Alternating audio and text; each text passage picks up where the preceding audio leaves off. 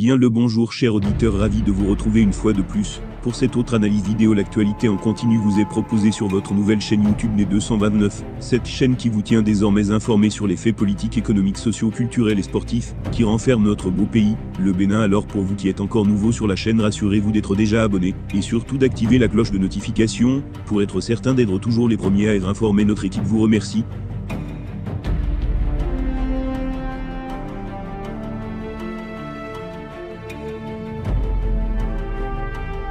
À la faveur d'un point de presse tenu le 27 mars dernier à l'hôtel La Casa Silo de Fidjrosset à Cotonou sous le thème « Situation des détenus exilés politiques, responsabilités et conséquences des COMPROMISSIONS,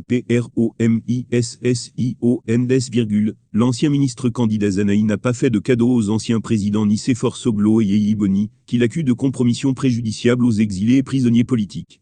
L'ancien ministre candidat Zanaï était le 27 mars dernier devant les professionnels des médias. L'objet de cette sortie, l'actualité sur la situation des exilés et prisonniers politiques, avec la proposition de loi des démocrates. Dans son analyse de la situation, le président du parti restauré, l'espoir n'a pas été assez tendre, avec ses anciens camarades de la résistance, notamment les anciens présidents Boni Yeyi et Nicéphore Soglo. Il déplore les différentes démarches menées par l'opposition pour la libération des prisonniers politiques et le retour des exilés. Selon lui, toutes ces démarches sont inopérantes. Il donne l'exemple des démocrates qui attaquent le pouvoir et dans le même temps initient une loi d'amnistie et recherchent le soutien des mêmes personnes qu'ils attaquent. Utrema, comment quelqu'un veut vous aider et vous attaquez la personne? Vous comprenez déjà qu'ils sont dans une autre dimension. Ils ne sont pas dans la dimension de l'intérêt général, ils font du THE accent aigu à accent circonflexe TRE, indique-t-il. Pour candidat Zanaï, l'atmosphère politique actuelle est celle d'une ignoble désillusion ayant tout l'air d'un gâchis politique caractéristique des oppositions de pacotille vendeuses de rêves, de chimères et d'illusions.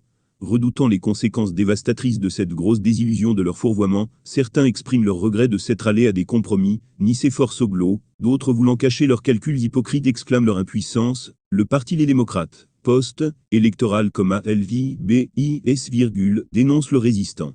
Nous devons interroger la responsabilité de Boni Yeyi et de Nicéphore Soglo pour l'ancien ami et collaborateur de Patrice Talon. Les anciens présidents Nicéphore Soglo et Boni Yeyi ont leur part de responsabilité dans la situation actuelle des exilés et prisonniers politiques.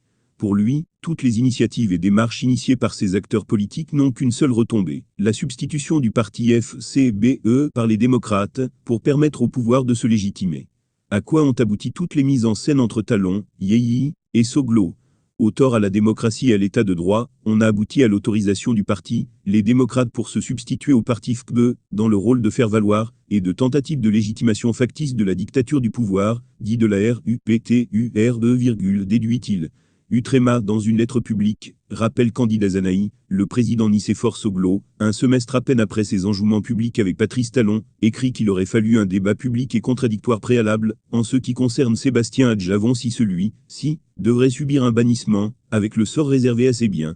Ce faisant, le président Soglo nous pousse à lui demander contre quelle garantie il avait gaiement troqué les accolades, les embrassades, l'étalage de larges sourires et même des éloges à l'endroit de Patrice Talon, se demande le résistant.